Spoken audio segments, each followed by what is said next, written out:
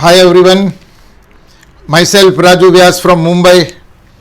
Once again, I continue with the topic final accounts. As you can see, part 3. I hope you have gone through part 1 and part 2, explaining trading account in first part, profit and loss account in the second part, and now comes the balance sheet.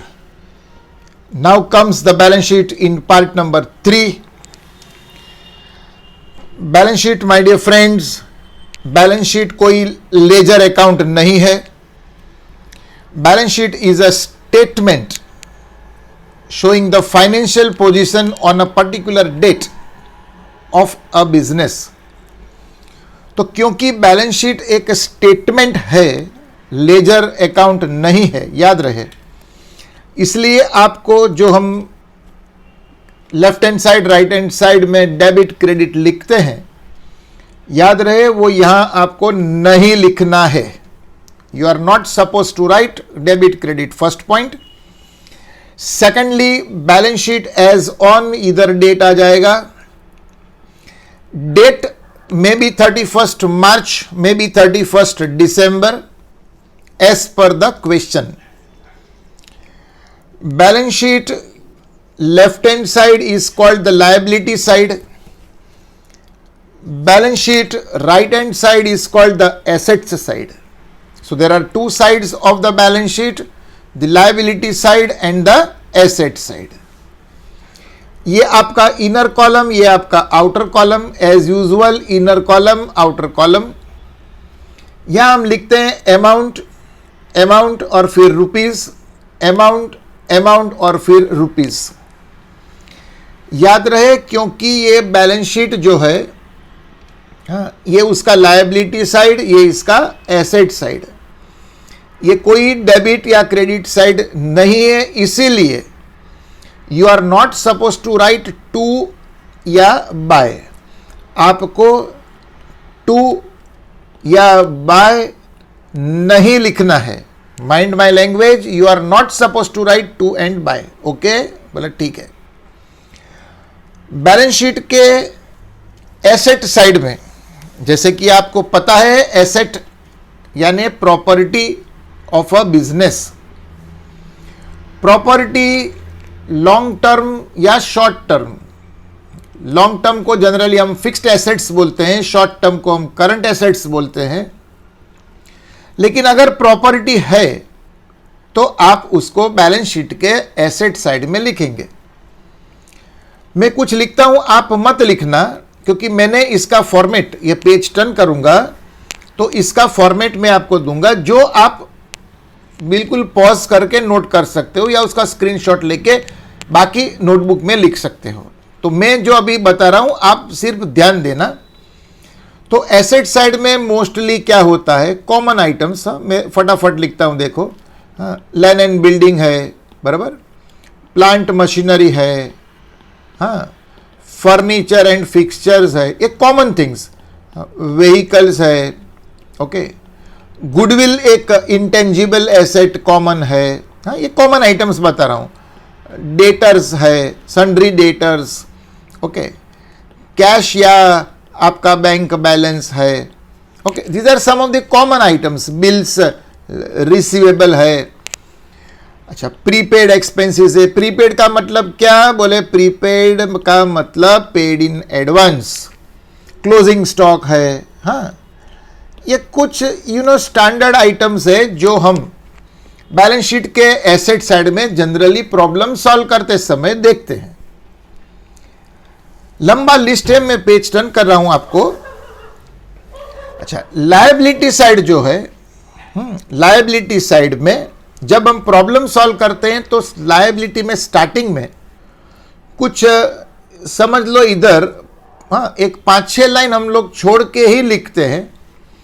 The reason is के capital उधर आएगा, तो it is always better to show capital as the first item on the liability side.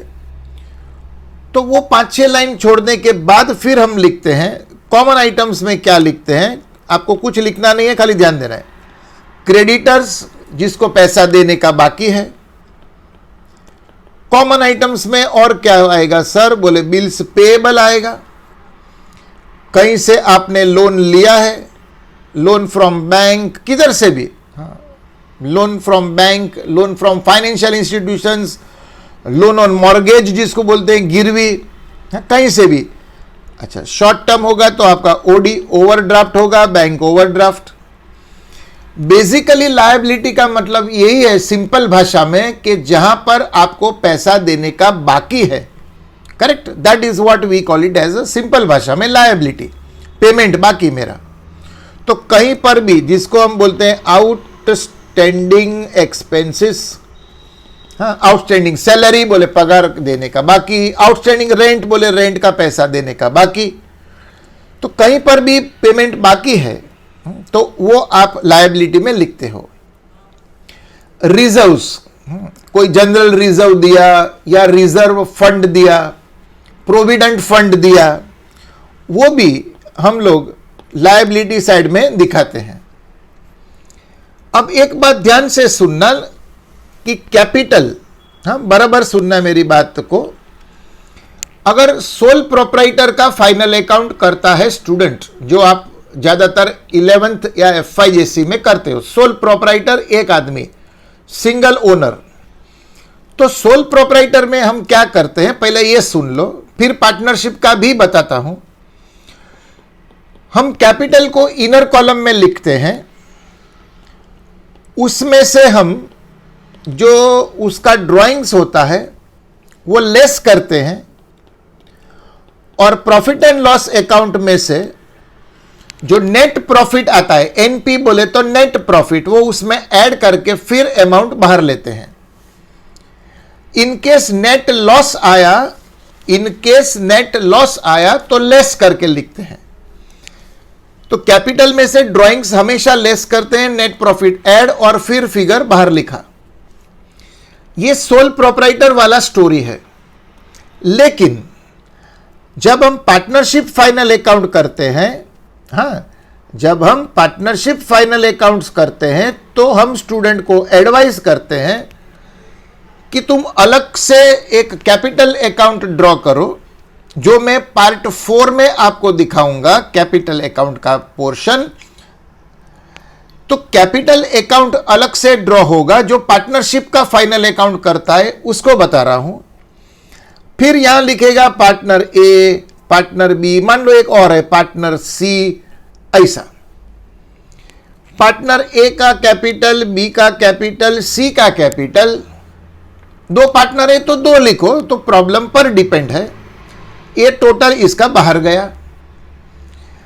अब ये capital का amount जो मैंने inner column में लिखा, आप मेरे को पूछ सकते हो सर ये आया किधर से, तो इसका मैं पार्ट 4 के अंदर आपको कैपिटल अकाउंट आपको क्लियर एकदम एक्सप्लेन करूंगा, और वहां कैपिटल का जो बैलेंस निकलता है, पूरा प्रॉब्लम करने के बाद कैपिटल अकाउंट में जो balance carried down, closing balance आता है, वो क्लोजिंग बैलेंस हम यहां पे कैपिटल ए, कैपिटल बी, सी, जितना 2 पार्टनर 3 पार्टनर जो भी है, और फिर उसका टोटल यहां बाहर कॉलम में लिखते हैं। सो आई रिपीट, सोल प्रोप्राइटर में कैपिटल अकाउंट ड्रॉ नहीं करते हम लोग, लेकिन जब पार्टनरशिप फाइनल अकाउंट करते हैं तो कैपिटल अकाउंट बनाते हैं, और कैपिटल अकाउंट को क्लोज करके वहां पे जो फाइनल, क्लोज करके वहां पे जो फाइनल क्लोजिंग बैलेंस आता है, वो क्लोजिंग बैलेंस को हम बैलेंस शीट में लेके आते हैं। तो जो स्टूडेंट पार्टनरशिप फाइनल अकाउंट के बारे में सुन रहा है, तो ट्रेडिंग अकाउंट का difference gross profit, profit and loss account में ट्रांसफर होता है।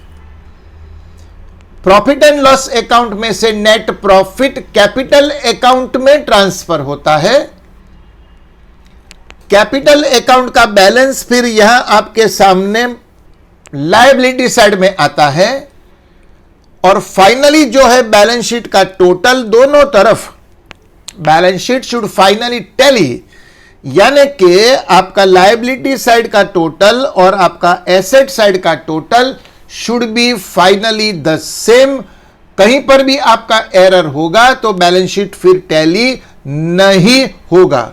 तो याद रहे, अल्टीमेटली ये टोटल दोनों तरफ का आपका टैली होके रहना चाहिए। अब मैं आपको 1-2 मिनट के लिए, आई होप आपने ये वीडियो एंड तक देखा है और आगे के दोनों पार्ट देखा है। वीडियो 4th पार्ट भी आएगा, कैपिटल अकाउंट, बाद में 5th पार्ट में एडजस्टमेंट्स, पूरा आपको मैं करके दूंगा। You need not worry, in easy language. अगर आपने मेरे चैनल को सब्सक्राइब नहीं किया है तो प्लीज करिएगा, लाइक करिएगा।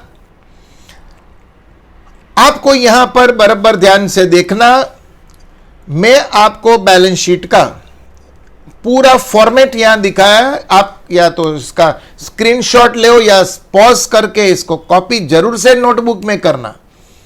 ये एक पूरा लिस्ट आपको दिया, देखो बराबर, बैलेंस शीट एज ऑन, ऊपर डेट आ जाएगा। फिर ये लायबिलिटी साइड, ये आपका एसेट साइड, ये इनर आउटर कॉलम, ये inner outer column.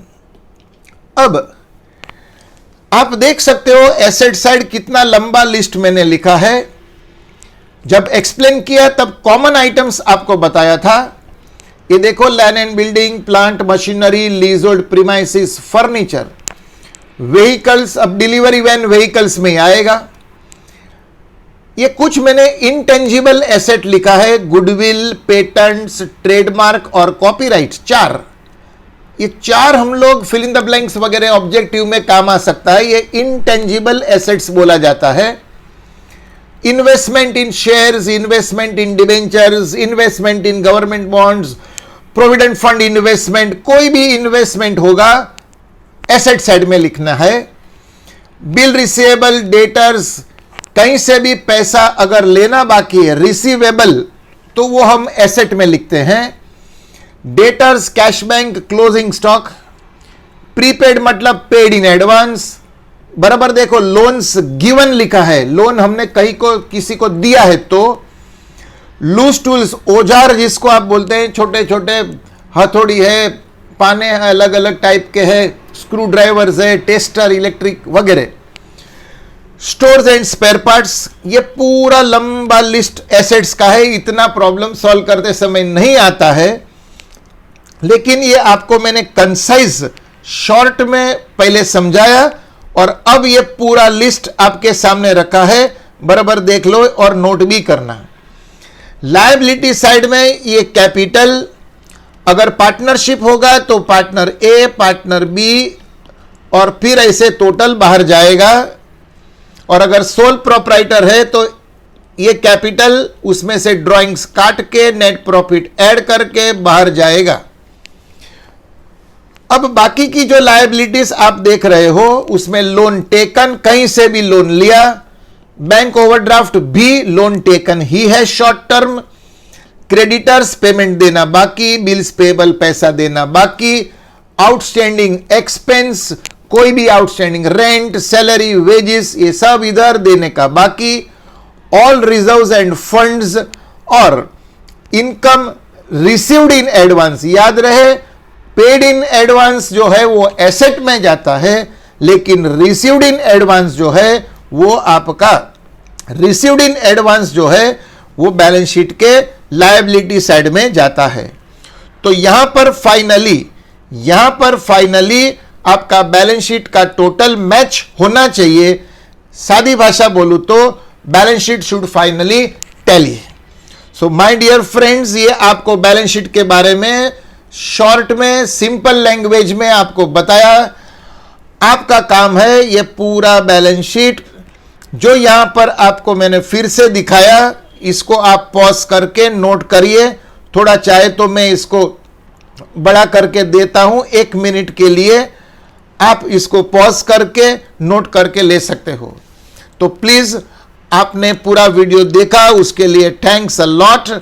4th part का इंतजार करिएगा, एक आध दिन में 4th पार्ट भी आपको दिया जाएगा। कैपिटल अकाउंट, बाद में एडजस्टमेंट्स, 5 पार्ट आपने देखा तो you will be ready with your final accounts. So bye everyone, thanks for watching the video.